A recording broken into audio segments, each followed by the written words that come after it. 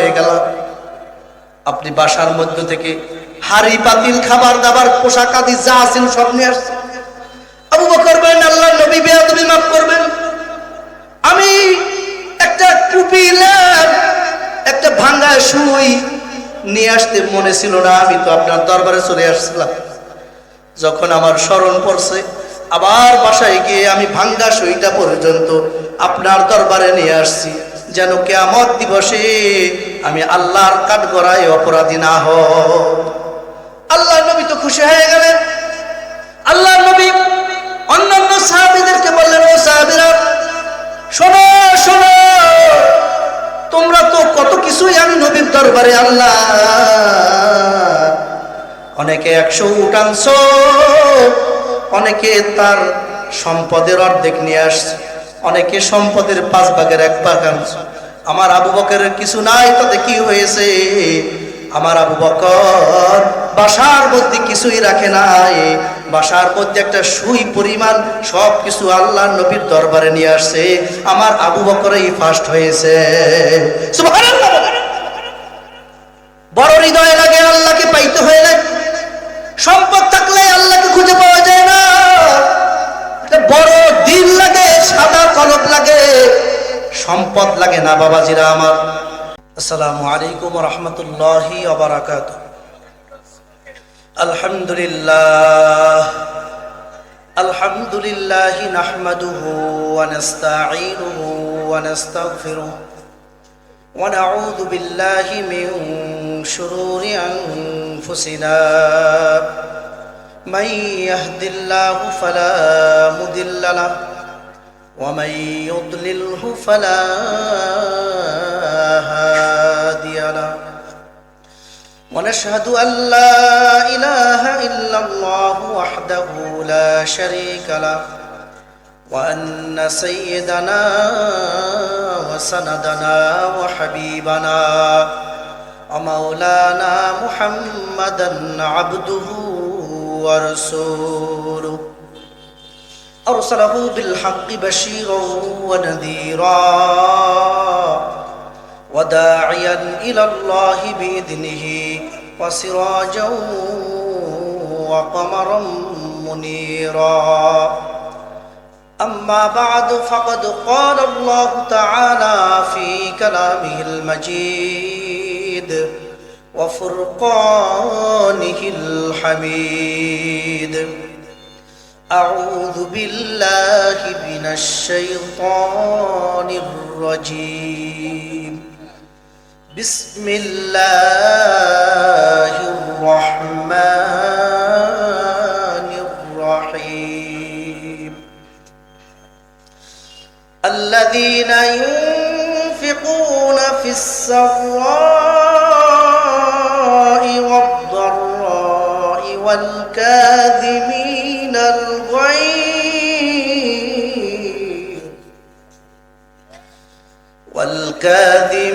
الغيظ والعافين عن الناس والله يحب المحسنين. وقال تعالى إن الله وملائكته يصلون على النبي يا أيها الذين آمنوا صلوا عليه وسلموا تسليما. সকলে দুরূদ ইব্রাহিম পড়ি, নামাজের দুরূদ। আল্লাহুম্মা সাল্লি আলা মুহাম্মাদিন ওয়া আলা আলি মুহাম্মাদ কামা সাল্লাইতা আলা ইব্রাহিম ওয়া আলা আলি ইব্রাহিম ইন্নাকা হামিদুম মাজিদ। জবান খুলে সকলে বলি, আল্লাহুম্মা বারিক আলা মুহাম্মাদিন ওয়া আলা আলি মুহাম্মাদ কামা বারাকতা আলা ইব্রাহিম ওয়া আলা আলি ইব্রাহিম ইন্নাকা হামিদুম মাজিদ। বালাগাল উলা বিকামালিহি কাশাফাত দুজা বিজামালিহি حسنت جميع خصاله صلوا عليه وآله. محمد में आको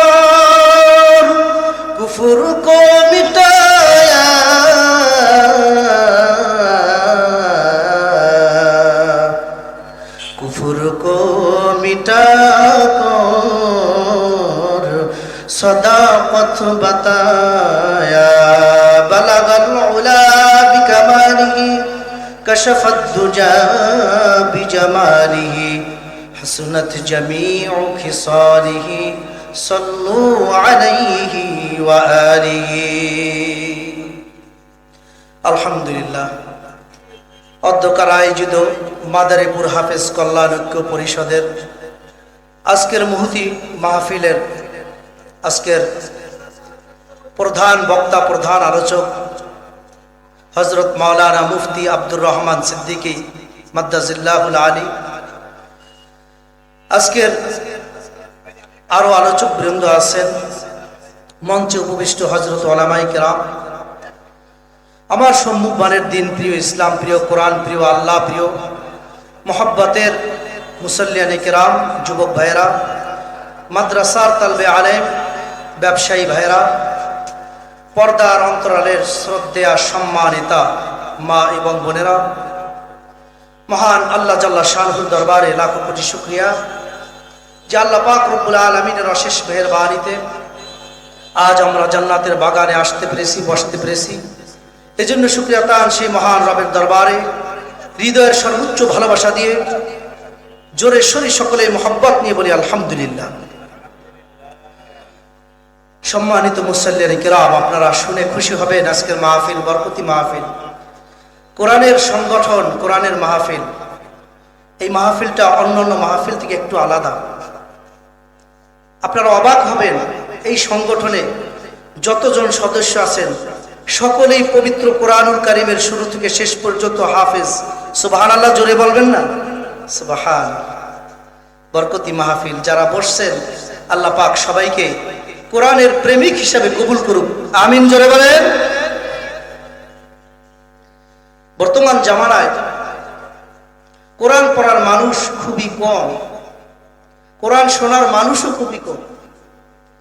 আল্লাহ পাক রব্বুল আলামিন যাদেরকে একনিষ্ঠভাবে তুইলা নেন যে এইটাকে আমি কোরআনের মহব্বতে আলোকিত করব, একমাত্র ওই মানুষগুলোই কোরআনের হাফেজ হতে পারে, কোরআনের ময়দানে বসার সুযোগ পায়। সুবহানাল্লাহ বলেন। কত মানুষই তো দু চোখ দিয়ে দেখেন, এখান থেকে চোখ দিয়ে তাকালে প্রায় 1 কিলোমিটার দূর পর্যন্ত ভালোভাবে দেখা যায়। কত মানুষ হাঁটাচলা করতেছে, অথচ জান্নাতের বাগান এই জায়গাটা, এখানে কিন্তু মানুষ খুঁজে পাওয়া যায় না। অযথা কত মানুষ বিভিন্ন জায়গায় সময়টা কাটাইয়ে দেয়। এক সময় মরণটাও এরকম বিভিন্ন কাজকর্মের ভিতরেই হয়ে যাবে, প্রস্তুতি নেওয়ার আর সময় মরণ কাউকে দেবে না, ঠিক কিনা জোরে বলেন? আবার কিছু সংখ্যক মানুষ দুনিয়া নিয়ে পড়ে আছে, কিসের আখেরাত, শুধু আফসোস করে আর আফসোস করে। অমুকের বাড়িটা 5 তলা হইল, আমার বাড়িটা 1 তলা, আমি একটা 2 তলা বিল্ডিং করতে পারলাম না। মানুষের বিভিন্ন টাকা পয়সা সম্পদ দেখা কিছু কিছু মানুষ আফসোস করে। আল্লাহ পাক তো বলেন মাতাউন কলিল, মাতাউন অল্প সম্পদ, কলিল আল্লাহ পাক তাগিদ দিয়ে বলেন অতি অল্প সম্পদ। সুম্মা মাওয়াহুম জাহান্নাম ওয়া বিসাল মিহাদ। কাফেরের যতই সম্পদ হোক, আল্লাহকে খুশি করতে কাফের কোনোদিন পারে নাই, কাফেরের জান্নাত কোনোদিন হবে না, ঠিক কিনা জোরে বলেন? দুনিয়াটা যদি কারো যদি দুনিয়াটা পুরো হয়ে যায়, দুনিয়ার মালিকও যদি কোনো মানুষ হয়ে যায়, আল্লাহকে খুশি করতে পারে নাই, তার মানে এই দুনিয়া তার কোনো কাজে আসবে না। এজন্য টাকা পয়সা আপনার না হোক, আল্লাহকে খুশি করতে পেরেছেন, আপনি দুনিয়ায় ধনী আখিরাতেও ধনী। আল্লাহ জাল্লা শানুহু এমন ইজ্জত, এমন সম্মান আপনাকে আমাকে দিবেন যে সম্মান ইজ্জত ওই ধনী মানুষ কোনোদিন এটা সম্ভব হবে না, কোনোদিন এটা পাবে না আল্লাহর তরফ থেকে, ঠিক কিনা যারা বলেন? এজন্য আফসোস করার কিছু নাই। কাফের, বেঈমান, খ্রিস্টান, হিন্দু, বৌদ্ধ, যত ইহুদি নাসারা আছে, ওদের যদি সারা দুনিয়া ওরা কিনা নেয়, আল্লাহকে খুশি করতে পারে নাই, জাহান্নাম ছাড়া ওদের আর কোনো জায়গা নাই। কিন্তু আপনি আমি মুসলমান, আল্লাহকে বিশ্বাস করি, সম্পদ নাই তাতে কি হয়েছে, যতটুকুন আছে ততটুকুন যদি শুকরিয়া আদায় করি আল্লাহর কাছে, যে আল্লাহ তুমি আমাকে যতটুকু সম্পদ দান করেছো একমাত্র তোমার রাজি খুশির জন্যই এই সম্পদটুকুন আমি আমার জীবদ্দশায় পরিচালনা করব। এমন যদি প্রতিজ্ঞা করতে পারে, এমন প্রতিজ্ঞা যদি কেউ করতে পারে, আল্লাহ জাল্লা শানহু বলেন ওই মানুষটাকে আমি ওর ভালোবাসি। সুবহানাল্লাহ বলেন। যারা বেশি আফসোস করে, মানুষের ধন সম্পদ দেখে শুধু আফসোস করে আর আফসোস করে কেন আমার হইল না, আল্লাহ পাক তো ওই সকল মানুষগুলোকে বলেন এখনো সময় আছে, তুমি ফিরে আসো আমি আল্লাহর পথে। আল্লাহ পাক তো বলে ওয়াসারিউ ইলা মাগফিরাতিন মির রাব্বিকুম ওয়া জান্নাহ। ও ঈমানদার ও মুমিন, সময় আছে এখনো, মরার আগে ফিরে আসো আল্লাহর মাগফিরাতের দিকে, ক্ষমা চাও আল্লাহর কাছে। দুনিয়া পেয়ে তোমার কি হবে? এই তুমি জীবিত, 5 সেকেন্ড পর তোমার মরণ হয়ে যেতে পারে। এখন তুমি জীবিত, 1 ঘন্টা পর তোমার নাম বলে আর কেউ ডাক দেবে না, বলবে অমুক বাড়ির মানুষটা অমুক লাশ হয়ে গেছে, লাশটাকে গোসল করানো লাগবে, লাশটাকে জানাজা দেওয়া লাগবে, লাশটাকে গোরস্থানে নেওয়া লাগবে। নামটাই পরিবর্তন হয়ে যায় শুধু পরাণটা বের হওয়ার সাথে সাথে। জোরে বলেন ঠিক কিনা, জোরে বলেন ঠিক কিনা। এজন্য দুনিয়া দিয়ে কি হবে? দুনিয়ার বাহাদুরি কোনো কাজে আসবে না, কাজে তো আসবে ওই বাহাদুরি। আল্লাহ পাক তো বলেন উইদ্দাত লিল মুত্তাকিন। যারা মুত্তাকি হতে পারবে, যারা আল্লাহর সাথে যোগাযোগ তৈরি করতে পারবে, যারা এক ইবাদতের পর আর এক ইবাদত করার জন্য বেকুল হয়ে যাবে, যারা মাগরিব নামাজ পড়ার সাথে সাথে টেনশন হয়ে যাবে কখন এশার আযান দেয়, যাদের মাথায় টেনশন ঢুকে যায় এশার নামাজ পড়ে মোবাইলের বাটন টিপা টিপা, ইউটিউব দেখা ফেসবুক চালায়া ঘুমাবো না, যাদের মাথায় আসে তাসবিহ দ্বারা টানতে টানতে সুবহানাল্লাহ আলহামদুলিল্লাহ আল্লাহু আকবারের ধ্বনি পড়তে পড়তে পড়তে পড়তে আমি ঘুমায়া যাব, এমন যারা করতে পারে আল্লাহ রাব্বুল আলামিন বলেন আমি আল্লাহর মুত্তাকি বান্দা হওয়ার জন্য এতটুকুই একজন বান্দার জন্য যথেষ্ট। সুবহানাল্লাহ বলেন। কি অবস্থা? সুবহানাল্লাহ বাসায় গিয়ে একসাথে বলতে চান নাকি? এই নিয়ত করছেন নাকি যে একসাথে সব বাসায় যেয়ে বলবো আর সব বাসায় নিয়ে যাবো? এখানে একটু বললেন সব হবে। সুবহানাল্লাহর কি বরকত সেটাও তো জানেন না। হাদিসের মধ্যে আসছে কোন আল্লাহর ইমানদার বান্দা জবান দিয়া, পাক জবান দিয়া, পাক জিহবা দিয়া যদি একবার বলে সুবহানাল্লাহ, আল্লাহ বলেন আসমান জমিনের ফায়কা জায়গা সমান সব দিয়া ওই বান্দার আমলনামায় ভরপুর করে দেন। সুবহানাল্লাহ জোরে বলেন। এই জন্য আমি বলতে চাইছিলাম দুনিয়া দিয়ে কি হবে? দুনিয়ার মহব্বত তো হইল আসল গুনাহগার হওয়ার জন্যই যথেষ্ট। দুনিয়ার মহব্বত করে আখিরাত পাওয়া যায় না। قال النبي صلى الله عليه وسلم حب الدنيا رأس كل خطيئة। যত গুনাহের মূল এই মাত্র দুনিয়া।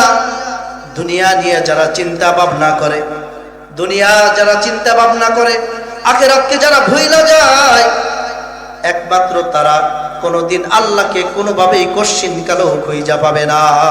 ঠিক কিনা জোরে বলেন। এই জন্য আপনাকে আমাকে আল্লাহর মাগফিরাতের দিকে ফিরে আসতে হবে।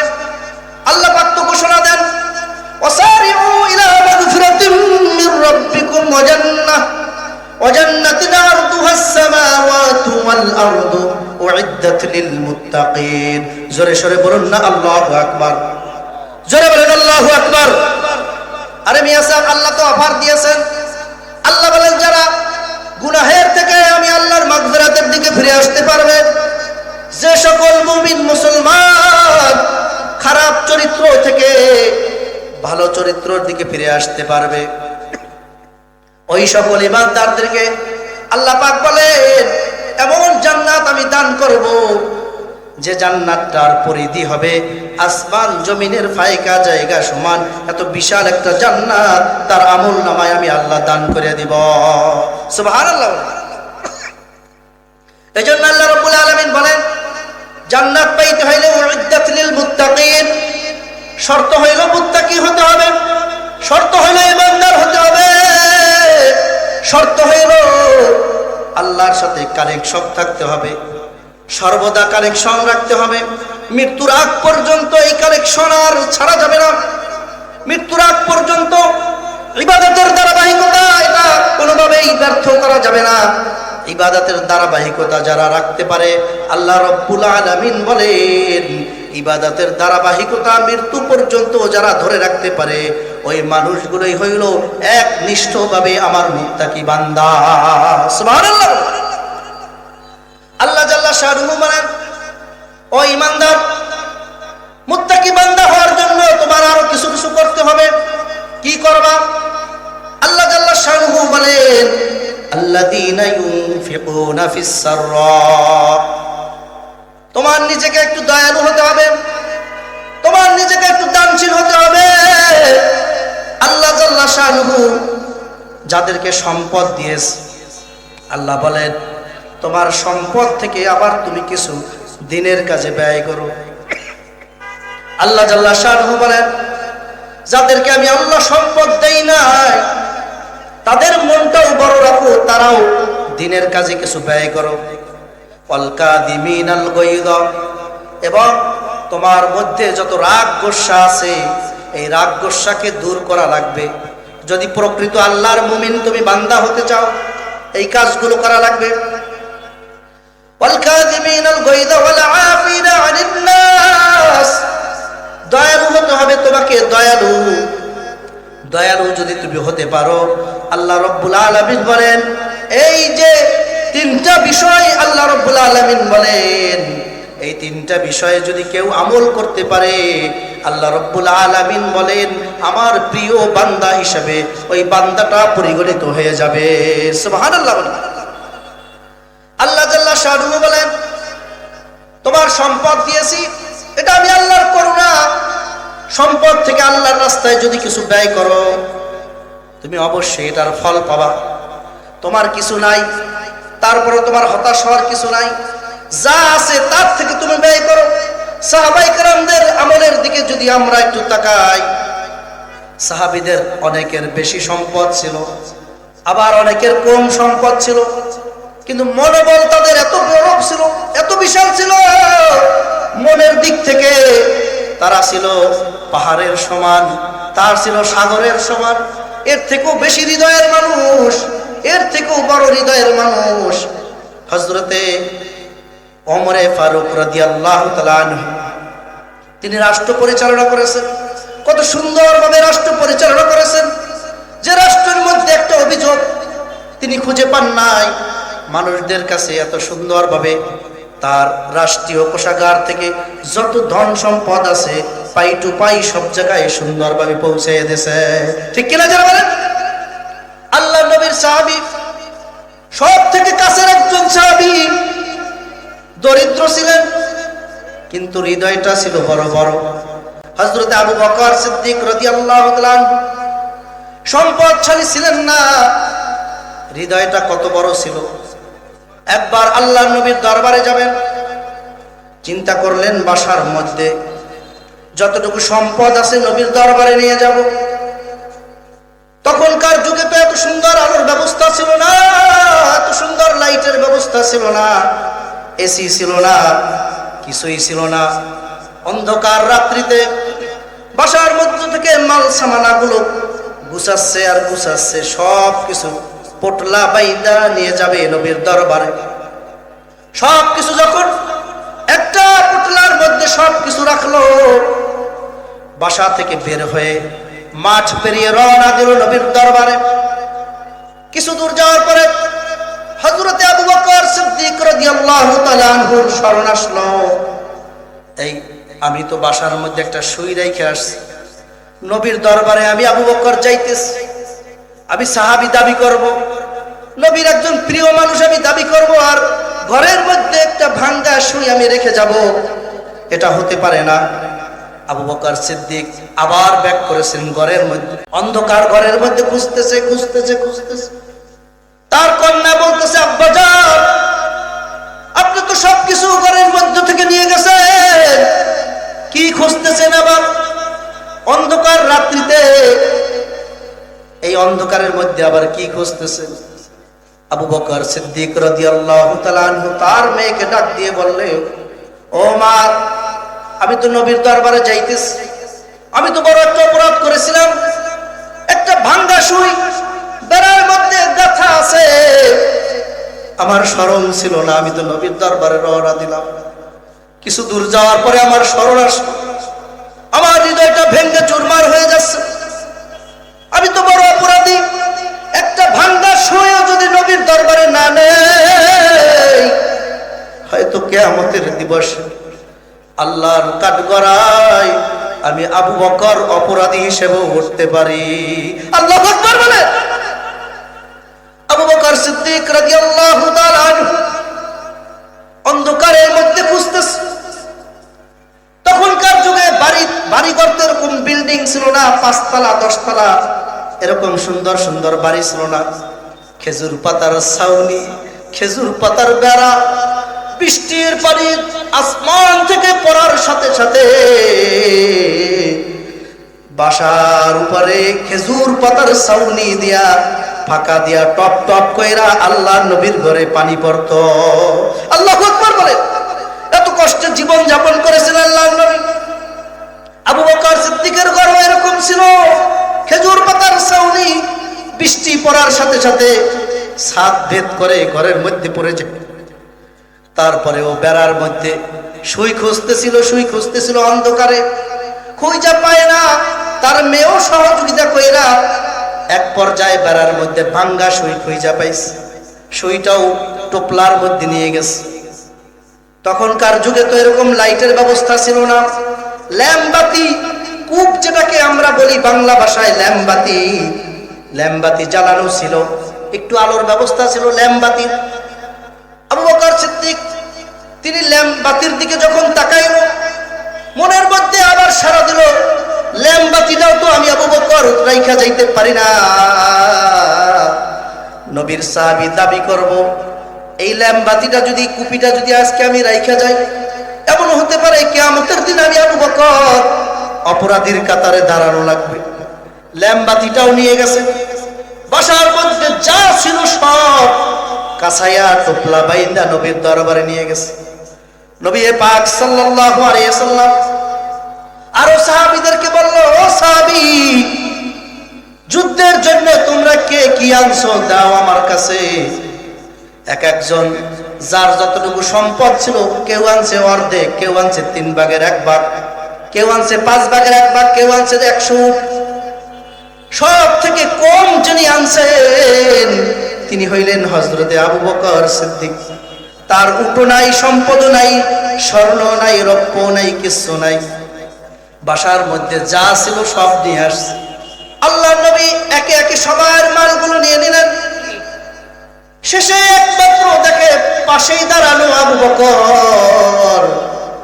আবু বকরকে ডাক দিলেন আল্লাহর নবী, যে আবু বকর আপনি এদিকে আসেন, আপনি কি আনছেন নবীর জন্য? আবু বকর চোখ থেকে পানি টপ টপ করে ছাইরা দিল জমিনে, বলতেছে, আল্লাহর নবী, আমার তো তেমন সম্পদ নাই, কি আনবো আপনার দরবারে? আমি শুধু চিন্তায় ছিলাম নবী পাকের দরবারে যাব, কি নিয়ে যাব, আমার তো সামান নাই, মাল সামান কিছুই নাই। এজন্য আল্লাহর নবী যা ছিল আমার একটা পরনের জামা ছাড়া বাকিটা আমি নিয়ে আসছি। একটা প্লেটে খাবার খাই, বাকি প্লেটটা আমি নিয়ে আসছি। আমার যতটুকু একেবারে না হইলই নয়, ততটুকু আমি আপনার জন্য নিয়ে আসছি। বাসায় এমন কিছুই রাখি নাই, বাসায় শুধু রাখে আসছি একমাত্র আল্লাহকে। সুবহানাল্লাহ বলেন। আল্লাহর নবী তো আশ্চর্য হয়ে গেলেন, ও আবু বকর, আপনি কি ভালোবাসা দেখাইলেন আমাকে? আমি নবী তো খুশি হয়ে গেলাম, আপনার পাক অবাক হয়ে গেল।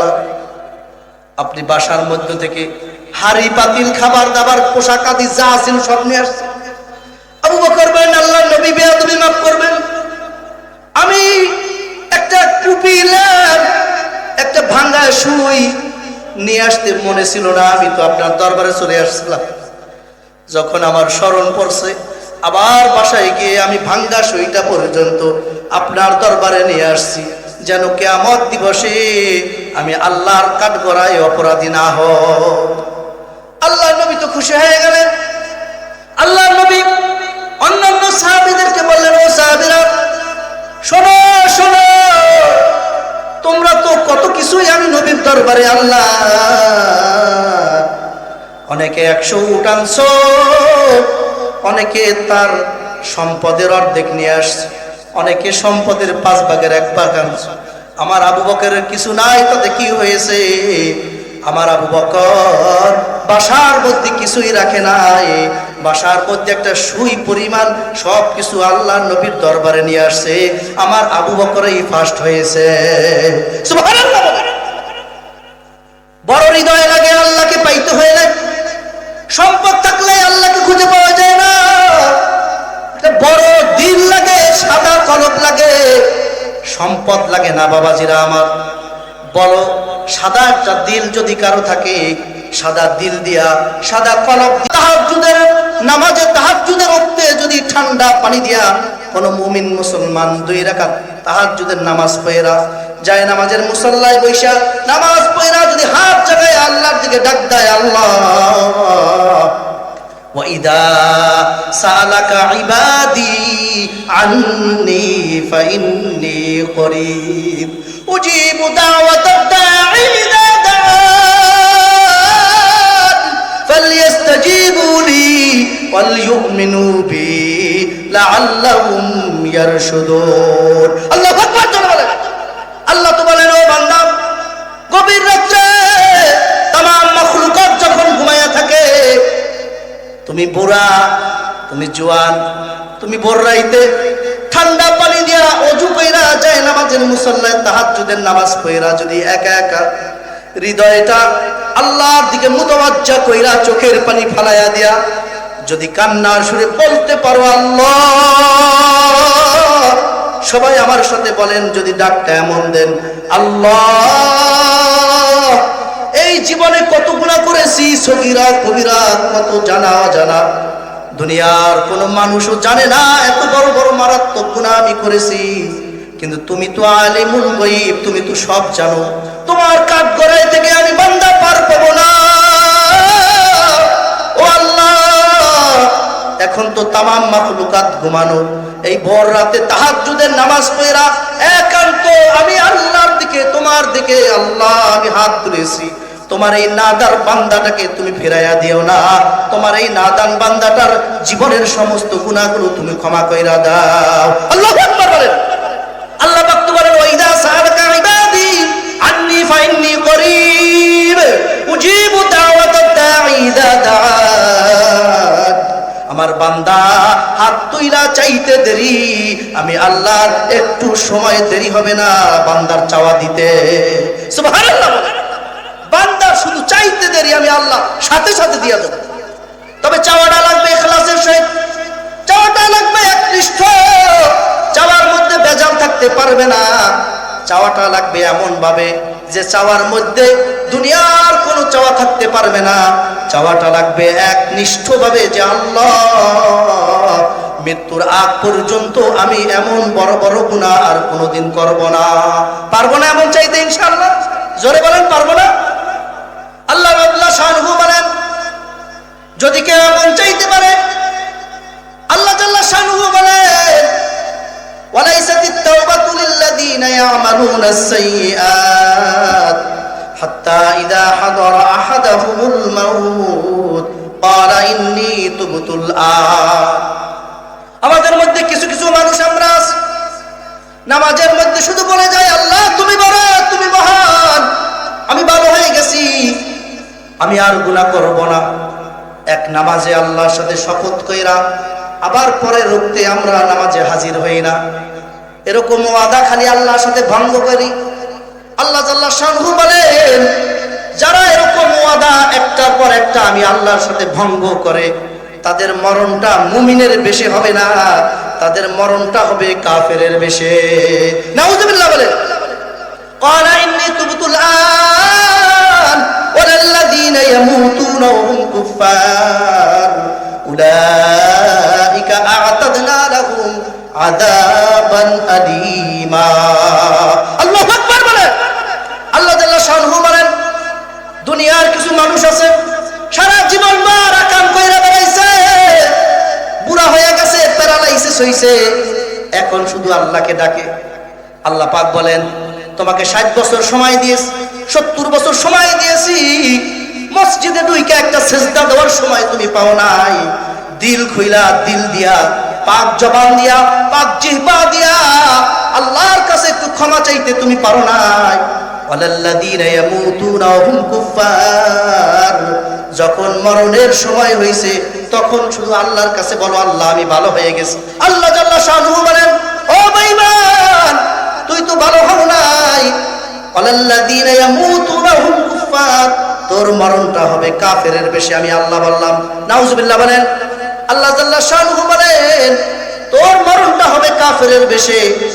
এত সময়, এত বছর তুই হায়াত পাইছো, আল্লাহর ঘর চিনতে পারো নাই, আল্লাহর সাথে যোগাযোগ তৈরি করতে পারো নাই। মরণ যখন তোর সন্নিকটে, হাত চলে না, অচল হয়ে গেছে, পা চলে না, অচল হয়ে গেছে, এখন শুধু তসবিহ দানারটাই পোয়ার বড়, আল্লাহ আমি ভালো হয়ে গেছি। আল্লাহ বলেন, তুই ভালো হও নাই, তোর অন্তরের খবর তো আমি আল্লাহ, আমি আলিমুল গায়ব, আমি আল্লাহ সব থেকে ভালো জানি। তুই ভালো হও নাই, তোর মরণটা হবে কাফেরের বেশে। নাউযুবিল্লাহ বলেন। উলাইকা আ'তাদনা লাহুম আযাবান আলীমা। আল্লাহ বলেন, এই সকল বেঈমানরা যারা ওয়াদা কইরা ওয়াদা ভঙ্গ করে, তাদের জাহান্নামে এমন শাস্তি দিব যে শাস্তির কথা দুনিয়ায় কোনোদিন কল্পনাও করতে পারবে না, একমাত্র মরণের পরেই বুঝতে পারবে কত বড় শাস্তি। নাউযুবিল্লাহ বলেন। আল্লাহ জাল্লা শানহু আবার অফার দেন।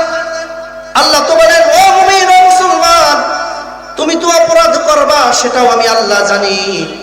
আল্লাহ রাব্বুল আলামিন এই আয়াতের আগের আয়াতে বলেন, ইন্নামাত তাওবাতু আলাল্লাহ লিল্লাযীনা ইয়ামালুনা সুআ বিজাহালাতিন সুম্মা ইয়াতুবুনা মিন করিবিন ফাউলাইকা ইয়াতুবুল্লাহু আলাইহিম ওয়া কানা আল্লাহু আলীমান হাকীমা।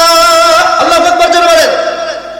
আল্লাহ জাল্লা শানহু বলেন, তুমি যদি ভুল কইরা কোনো অপরাধ করো, ভুল কইরা বড় বড় অপরাধ যদি করো, আমি আল্লাহ ভুলের জন্য ক্ষমা কইরা দেব। সুবহানাল্লাহ, জোরে বলেন সুবহানাল্লাহ। কত সুযোগ আমাদেরকে আল্লাহ জাল্লা শানহু দিয়েছেন। আল্লাহ তো বলেন, লা তাকনাতু মির রাহমাতিল্লাহ। ও ঈমানদার, নিরাশ হওয়ার কোনো কারণ নাই।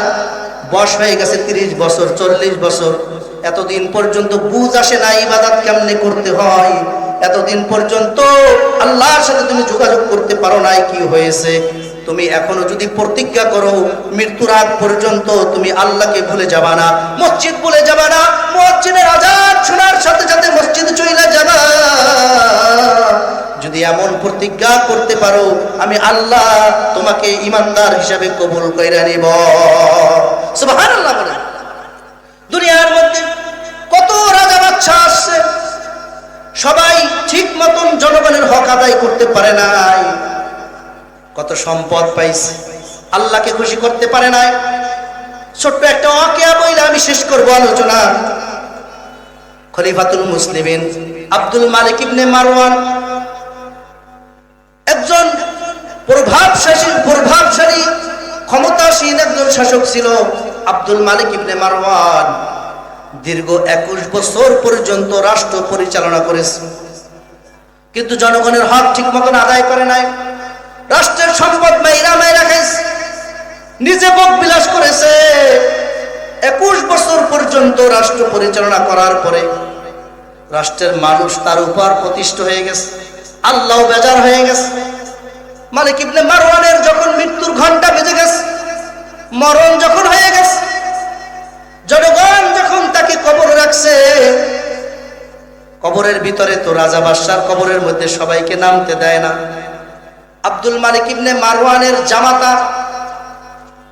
জামাতা ছিল ওমর ইবনে আব্দুল আজিজ, যাকে ইতিহাসের ভাষায় বলা হয় ওমর সানি, দ্বিতীয় ওমর। 700 খ্রিস্টাব্দের পরের ঘটনা। ওমর ইবনে আব্দুল আজিজ তখন ছিল রাষ্ট্রের গুরুত্বপূর্ণ একজন ব্যক্তি। ওমর ইবনে আব্দুল আজিজ চিন্তা করলেন, আমার শ্বশুরের লাশটা আমি নিজে নামাবো এবং দেখবো আসলে কবরের মধ্যে তিনি কেমন থাকেন, কেমন অবস্থা। ওমর ইবনে আব্দুল আজিজ তার শ্বশুরের লাশটা কবরে নামাইল, জনগণকে আর কাছাকাছি আসতে দিল না। ওমর ইবনে আব্দুল আজিজ শ্বশুরের লাশ কবরে নামাবার পরে চেহারার দিকে তাকাইল। আব্দুল মালিক ইবনে মারওয়ানের চেহারাটা কিবলার দিকে ঘুরাইয়া দেয়, বারবার উল্টা দিকে ঘুরা যায়, আবার ঘুরাইয়া দেয়, আবার উল্টা দিকে হয়ে যায়। আরবের মানুষ, মিশরের মানুষ তো এমনিতেই সুন্দর, আপেলের মতন টকটকা, কিন্তু কবরে রাখার পরে চেহারাটা কালো হাবশি মানুষের মতন হয়ে গেছে, কালো হয়ে গেছে। ওমর ইবনে আব্দুল আজিজ তখনকার গভর্নর ছিল এই রাষ্ট্রের। তিনি তার শ্বশুরের চেহারা দিকে অবাক হয়ে গেলেন, মনে মনে প্রতিজ্ঞা করলেন রাষ্ট্রের সম্পদ সঠিকভাবে বন্টন না করার কারণে, জনগণের হক মেরে খাওয়ার কারণে হয়তো আল্লাহ তাকে এই সাজা দিয়েছে।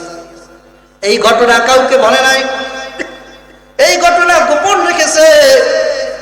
এরপরে আব্দুল মালিক ইবনে মারওয়ানের 2 জন সন্তান, একজন ছিল খলিফা সুলাইমান, আর একজন ছিল খলিফা ওয়ালিদ।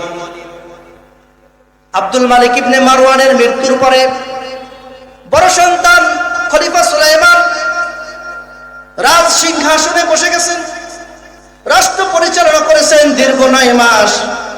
তিনিও বাবার মতন রাষ্ট্র ভালোভাবে পরিচালনা করে নাই। রাষ্ট্রের সম্পদ শুধু মাইরা খাইছে, জনগণের টাকাগুলো মাইরা খাইছে। দীর্ঘ 9 মাস পরে তারও মরণ হয়ে গেছে। তার কবরের মধ্যে ওমর ইবনে আব্দুল আজিজ তিনি চিন্তা করলেন, শ্বশুরের লাশটা তো দেখলাম, ভালো দেখলাম না চেহারা, দেখি না তার বড় সন্তানের চেহারাটা কবরে কেমন হয়। কবরের মধ্যে যখন লাশ নামাইলেন, সুলাইমানের লাশটা কবরের মধ্যে নামানোর সাথে সাথে তার চেহারাটাও পশ্চিম দিকে থাকে না, শুধু ঘুরা যায়। ভয় পেয়ে গেলেন ওমর ইবনে আব্দুল আজিজ, লাফ দিয়ে উঠে গেলেন উপরে। মাটি দেওয়ার পরে ইতিহাস সাক্ষ্য দেয়, কিতাবের মধ্যে আসছে কবরটা এমন ভাবে ঝাঁকুনি দিয়েছিল, মনে হইতেছিল যেন বড় কোনো ভূমিকম্প হইতেছে, বড় কোনো ভূমিকম্প চলতেছে। ওমর ইবনে আব্দুল আজিজ অবাক হয়ে গেলেন। তিনি চিন্তা করলেন হয়তো এই শাসকের উপরও আল্লাহ নারাজ। আবার খলিফা সুলাইমানের পরে তার ছোট ভাই খলিফা ওয়ালিদ রাষ্ট্র ক্ষমতায় বসে গেলেন। তিনিও প্রায় 10 বছর রাষ্ট্র পরিচালনা করেছেন। তিনিও ভালোভাবে রাষ্ট্র পরিচালনা করে নাই। তিনিও রাষ্ট্রের সম্পদ ভালোভাবে জনগণের মাঝে বন্টন করে নাই। নিজে ভালোভাবে চলছে, নিজে শুধু ভোগ বিলাস করে বেড়াইছে। রাষ্ট্রের যে দায় দায়িত্ব তিনি সঠিকভাবে পালন করে নাই। খলিফা ওয়ালিদের লাশটা কবরে রাখার জন্য ওমর ইবনে আব্দুল আজিজ রাষ্ট্রের গভর্নর, ওমর ইবনে আব্দুল আজিজ চিন্তা করলেন এই লাশটাও আমার নিজে ধারাতে আমি নিজে নামাবো, দেখবো এই শাসকের অবস্থাটাও কেমন। 2 জন শাসককে নামাইছি, একজনকেও ভালোভাবে দেখি নাই। 3 নাম্বার জন আমি নিজের হাতে নামাবো, দেখি না আল্লাহ পাক এর উপরও বেজার কিনা। খলিফা ওয়ালিদের লাশটা যখন কবরে নামাইল, চেহারাটা মুর্দারের যে কাপড়টা মোড়ানো থাকে মাথার থেকে কাপড়টা একটু খুইলা যখন তাকাইলেন, দেখেন আব্দুল মালিক ইবনে মারওয়ানের চেহারাটা হাবশি গোলাম কালো যেমন হয়ে গেছিল, তার ছোট সন্তান খলিফা ওয়ালিদের লাশটা তার চেহারাটাও এমন কালো বর্ণ ধারণ করেছে। ওমর ইবনে আব্দুল আজিজ অবাক হয়ে গেলেন। হয়তো 3 জন শাসকের একজনের মনে হয় খুশি না। ওমর ইবনে আব্দুল আজিজ এই ঘটনা কাউকে বলে নাই, মাটি দিয়া উঠে গেলেন। ওমর ইবনে আব্দুল আজিজ এই কথা গোপন রেখেছেন, কারণ রাষ্ট্রীয় কিছু কিছু ঘটনা, কিছু কিছু কথা থাকে যেটা সমাজে প্রকাশ করা হয় না, ঠিক কিনা যারা বলে। আমাদের রাষ্ট্রও কিন্তু এমন হয়েছে। ওই যে দেখেন নাই, আয়নাঘর বানাইছে, আমরা আগে জানি নাই, পালানোর পরে জানছি আয়নাঘর আছে, ঠিক কিনা যারা বলেন। এরকম কইরা কইরা এই শাসকরাও উল্টা পুল্টা অনেক কিছু করেছে। রাষ্ট্রীয় কথা ওমর ইবনে আব্দুল আজিজ জনগণের মাঝে প্রকাশ করেন নাই। তিনজন শাসক চলে গেছেন, এখন তো আর শাসক নাই। রাষ্ট্রীয় সবাই মিল্লা এবার চিন্তা করলেন, রাষ্ট্র ক্ষমতায় তো একজন বসানো লাগে। যোগ্য হিসেবে একজন আসেন, তিনি হইলেন আব্দুল মালিক ইবনে মারওয়ানের জামাতা ওমর ইবনে আব্দুল আজিজ। আল্লাহু আকবার বলেন। মিটিং কইরা সবাই ওমর ইবনে আব্দুল আজিজকে রাষ্ট্র ক্ষমতায় বসাইল। ওমর ইবনে আব্দুল আজিজ শুভেচ্ছা বক্তব্য দিল, সকল মানুষদেরকে ডাইকা বলল, ও আমার কওমের মানুষরা, ও আমার রাষ্ট্রের মানুষরা, ও আমার সদস্যবৃন্দ যারা রাজ দরবারে আছেন, সবাই কিছু গুরুত্বপূর্ণ কথা শুনেন। আমি আপনাদের সামনে এই পরিবারের কিছু কথা প্রকাশ করব, যেটা আপনারা কোনোদিন শুনতে পান নাই। ওমর ইবনে আব্দুল আজিজ সবার সামনে ঘোষণা দিতেছেন, কওমের লোকেরা শোনো শোনো, তিনজন শাসককে আমি ওমর ইবনে আব্দুল আজিজ কবরে নামাইছি, নিজে দইরা দইরা লাশগুলা কবরে নামাইছি। আমার শ্বশুর আব্দুল মালিক ইবনে মারওয়ানের চেহারাটা কালো হয়ে গেছে, কবরে রাখার সাথে সাথে চেহারা পশ্চিম দিক থেকে শুধু বইরা যায়, কিবলার দিকে থাকে না। তার ছেলে সুলাইমানের ঘটনাটাও এমন, তার ছোট ছেলের ঘটনাও এমন, চেহারাটা কালো হয়ে গেছে, কবরটা ভূমিকম্পর মতন কাঁপতেছিল। কিন্তু তোমরা জেনে রাখো, আমি ওমর ইবনে আব্দুল আজিজ, আমাকে তোমরা ক্ষমতায় বসাইছো, কিন্তু আমি তোমাদের সামনে প্রতিজ্ঞা করলাম, আমি ওমর ইবনে আব্দুল আজিজ এমন ক্ষমতা নিতে চাই না যে ক্ষমতা দিয়া আল্লাহ বেজার হয়ে যায়, এমন ক্ষমতা আমি ওমর ইবনে আব্দুল আজিজ চাই না। আল্লাহু আকবার বলেন। সবাইকে সাক্ষী রেখে বললেন, ও কওমের লোকেরা, আজ থেকে এই সিংহাসন আমার জন্য বরবাদ কইরা দিলাম। এই সিংহাসনের আরামায়েশ আমি আর এটা বক্ষণ করব না, আমি আল্লাহকে খুঁজে পাইতে চাই। তোমরা জেনে রাখো, তোমাদেরকে সাক্ষী রাখি, আমার একদিন মরণ এমন হবে, কিন্তু আমার মরণটা, মরণের পরে আমার চেহারাটা আশা করি এমন কালো হবে না। আমি আল্লাহকে খুশি কইরা মরতে চাই। আল্লাহু আকবার বলেন। ওমর ইবনে আব্দুল আজিজ এই কথা বইলা বাসায় চইলা গেল। বাসায় গিয়ে তার বিবিকে ডাক দিয়ে বলল, ফাতেমা,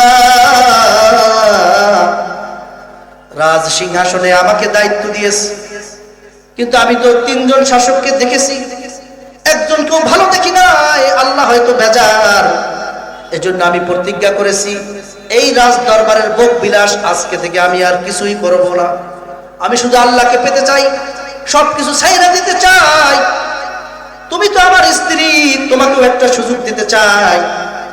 তুমি চাইলে রাজ দরবারে সব ভোগ বিলাস করতে পারো, আর যদি চাও আমার থেকে বিদায় নিয়ে তুমি তালাক প্রাপ্ত হইতে পারো।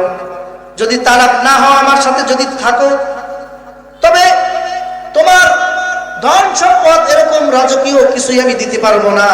আমি সবকিছু ত্যাগ করে দিচ্ছি, শুধু আমার থেকে যতটুকু হক আমি ততটুকু তোমাকে দিব, বাকি বাহ্যিক যত কিছু আছে আমি কিছুই তোমাকে দিতে পারবো না। ওমর ইবনে আব্দুল আজিজের স্ত্রী এই কথা শোনার পরে ডাক দিয়ে বলল, খলিফা, এতদিন তোমার সাথে আমি ছিলাম, রাজকীয় সব কিছু গয়না পাটি পড়তাম, কত কিছু পাইতাম, কিন্তু না না না, কিয়ামতের দিন তুমি একা জান্নাতি হইবা, তোমার স্ত্রী হইয়া আমি জাহান্নামে যাব, এটা হইতে দেব না। কিয়ামতের দিন মরণের পরেও জান্নাতের ভিতরেও যদি আমি তোমার সাথে থাকতে পারি, এর থেকে সৌভাগ্যের আমার আর কিছু নাই। ফাতেমাও বলল, আমার স্বামী গো, তোমাকে আমি তোমার স্বাধীনতা দিয়ে দিলাম, তোমার যেমন ইচ্ছা তুমি তেমন করো, তুমি আল্লাহকে পাওয়ার জন্য যা কিছু দরকার তুমি তাই করো, আমি স্ত্রীর পক্ষ থেকে আর কোনো বাধা নাই। আল্লাহু আকবার বলেন। সংক্ষেপে আমি বলছি, সময় একেবারে সংক্ষেপ। ওমর ইবনে আব্দুল আজিজ বাসার মধ্য থেকে তার স্ত্রীকে বলল, স্ত্রী তুমি তো রাজ দরবারের মানুষ, তোমার পিছে পিছে এবং আমার পিছনেও কোথাও যদি আমরা সফরে যাইতাম 60 থেকে 70টা উটের পিঠে মাল সামানা, মাথার মুকুট, জুতা, জামা সহ অসংখ্য রাজকীয় পোশাক আদি নেওয়া হইত, এত বড় রাজকীয় সম্মানের সাথে চলত। তার স্ত্রীকে বলল, স্ত্রী সব কিছু বাইতুল মালে দান করে দিতে হবে, আল্লাহর রাস্তায় রাজি আছো? স্ত্রী বলে, অবশ্যই রাজি আছি। বাসার মধ্য থেকে সব মাল সামানা বাইতুল মালে দান করে দিল আল্লাহর রাস্তায়। এমনকি বাসার মধ্যে যে পর্দার কাপড় থাকে, পর্দার কাপড়টা পর্যন্ত টান দিয়ে ছিঁড়া ওমর ইবনে আব্দুল আজিজ বাইতুল মালে দিয়ে দিল। নিঃস্ব হয়ে গেল। এমনকি ইতিহাস সাক্ষ্য দেয় ওমর ইবনে আব্দুল আজিজ 2 বছর 2 মাস পর্যন্ত রাষ্ট্র পরিচালনা করেছে। এই 2 বছর 2 মাস পর্যন্ত তার বিছানায় 1 মিনিটের জন্য মাথা দিয়া ঘুমায় নাই, শুধু ইবাদত বন্দিগিতে জীবনটা পার করে দিছে। সুবহানাল্লাহ।